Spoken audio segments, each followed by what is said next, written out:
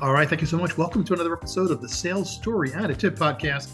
My name is Fred Diamond. Of course, I'm the co-founder of the Institute for Excellence in Sales and the host and the producer of the brand new show, the Sales Story Additive Podcast.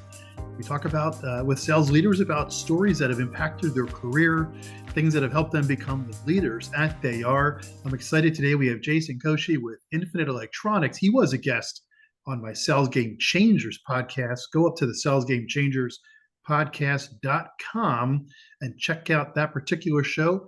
It's the Sales Story and Tip podcast. Of course, we're on Apple Podcasts, wherever it is you get your podcast.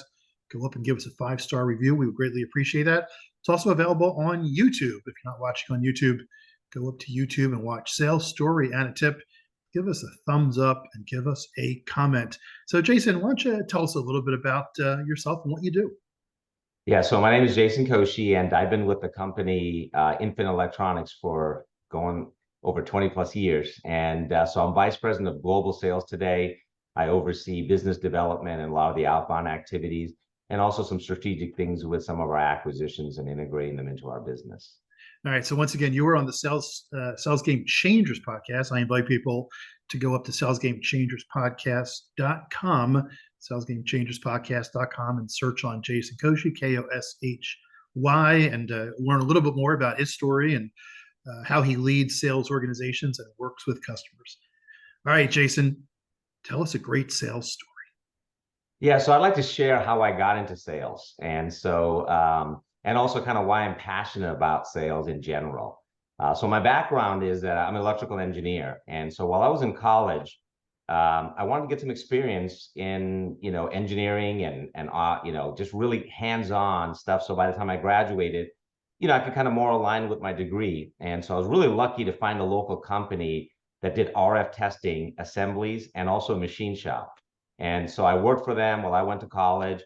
I just learned a lot. A small company, I got a chance to see a lot of inner working stuff that you probably wouldn't see at a bigger company, from accounting to operations to testing, sales, all the things in between. And so it was just a great experience for me. And as I finished up my college degree and I was about to graduate, one of my classmates that I used to do some of my technical engineering circuits classes with had a job at a local company. He was recruiting.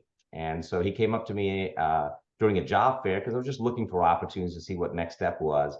And he said, "Hey, we have this application engineering position at this local company, and why don't you throw your resume in?" And so I said, "Sure." And I did, and I actually got the job.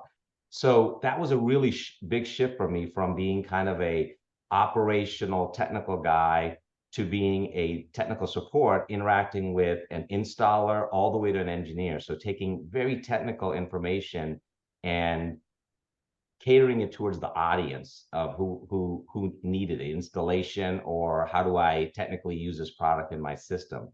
So I did that for a year, enjoy the customer interaction, really enjoyed it. And I started working in operations, the VP of Ops, because of my machine shop background, wanted to help implement ISO 9000 for the facility. And so I supported that and also did some lean manufacturing, engineering, improving processes. And I'm like, this is my career path. I'm going to be technical operations. About 6 months later, I got an opportunity where we had a customer who had an issue. And the president of the company came to me and said, "Hey, look, we got one of our top customers. They got this issue, and we need you to go up there and help them out." So I ran home, grabbed my stuff, took a late flight out, so the next day I could help the customer resolve their issue. So this customer made switchgear that went into hospitals. So really critical, right? And so when I got there, what I realized was that a hospital had lost a panel because a event came from the utility that damaged the panel. So they had to move patients from one wing into another wing. So there was a tremendous amount of pressure on the doctors, the nurses, and getting equipment to help support these patients who are a range of things that they're dealing with, right? You don't want to be in a hospital where you're already not feeling well, and now you got to share a room with somebody. So that's kind of the narrative that this company's team told me, the operations, sales, and all of their engineers. So we met, worked through it. By about lunchtime, we had it resolved. And ecstatic. They rushed the equipment out, and they were like, "Hey, Jason, we want to take you out to dinner, and we really appreciate you coming so quickly." And so we, went out to dinner, broke bread, had some drinks, and really built some good relationship with them. So I come back to the office, and I'm like, "Oh, just go back to doing what I do." A couple of days later, the president calls me in, and he says, "Hey, Jason, tell me what happened when you went up there." So I'm getting a little nervous, like that's not a really great tone. I said, "Well, I went there, I helped them out and fixed their issue, and I talked to them after, and everything's good. And there's a hospital that had issues, and they were able to get it there and get everything back up, and working on getting patients moved over. So I think it was a success." And well, they just told me that they don't want to work with a sales guy and they only want to work with you.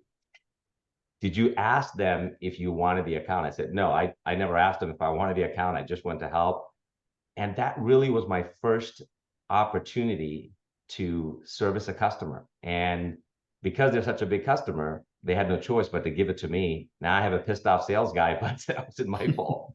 So that really gave me my first opportunity to interact with a customer in a different way. And really what I gained out of that was that I really enjoyed the process. And I learned that starting with empathy to really understand what motivates your customer is important, and really solving a problem, or finding a solution that's an extended part of their internal team's activity to support a project, is super valuable, right? That's why you create value.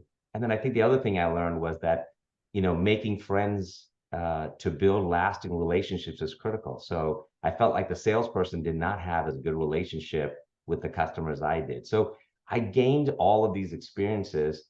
And I kept saying to the team initially, I don't want to be a sales guy. I don't want to be a sales guy. I'm an engineer. I graduated with an engineering degree. That's what I'm going to do.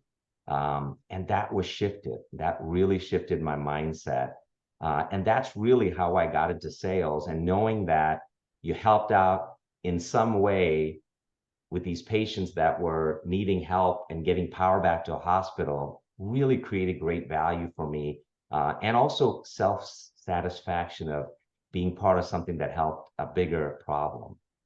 And so that's kind of, Fred, how I got into sales, and really been passionate about it ever since then. That's a great story. I've interviewed a number of people on the Sales Game Changers podcast who came up the technical route, and there was a moment like that, right, where you were sent to go deal with a customer challenge, and then you could talk to the customer, so you weren't trying to sell them anything. Right. You were trying to solve their problem, and you could speak at their language, being technical. Not everybody can make that transition, and not That's everybody right. wants to make that transition. I'm kind of curious, you mentioned that it was a moment in time, but did you ever have any inkling prior to this that I might make a shift one day, or I'm affable and I speak well, or anything along those lines? No. I mean, what I knew about sales was like the guy who came to my house knocking on my door. And that's what I knew about sales, coming from purely an engineering and operational background. And I was so young in my career at that time, I really didn't understand, all the complicated things it takes to really manage an account and really find Yes. success. That's a great story. Well, tell us a tip that you learned from that great sales story. So one of the most important things I took away from that is that, in sales, it's just as an important career as being a doctor, an engineer, or any other profession. So to be proud in what you do, and to do it to make a difference in your customer or your end customers' projects, or whatever the business is trying to do, is critical. And you might be supporting a first responder, a hospital, a military customer. You might be using communication equipment that's sending information to soldiers in the field.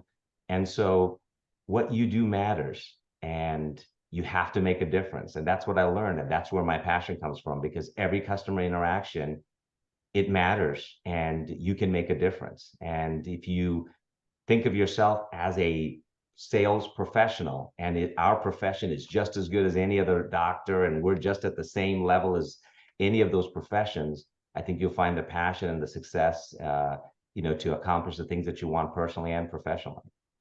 There's a couple of great things there. One is, are you familiar with an author called Lisa Earl McLeod? She wrote a book called Sales is a Noble Profession. Ah, And at the Institute for Excellence in Sales, we definitely believe everything you just said. I love it. Sales is a profession. And if you're a professional, what are you doing to be professional? Right. And the other thing too is, the story you told about how you solve that customer's problems. What great sales professionals know is that this is their customer's career. This is their customer's life. The customer has chosen to be in charge of facilities at a hospital, or they've chosen to be in charge of operations at a call center, or a government agency, whatever it might be. That is their job. They want to be successful at their job. Most people who have reached the level that we're talking to in sales, they are professionals in what they do. So they're engaging you to help them achieve their goals, to satisfy their constituents, their customers, whomever it might be. All right. I want to thank Jason Koshy with Infinite Electronics.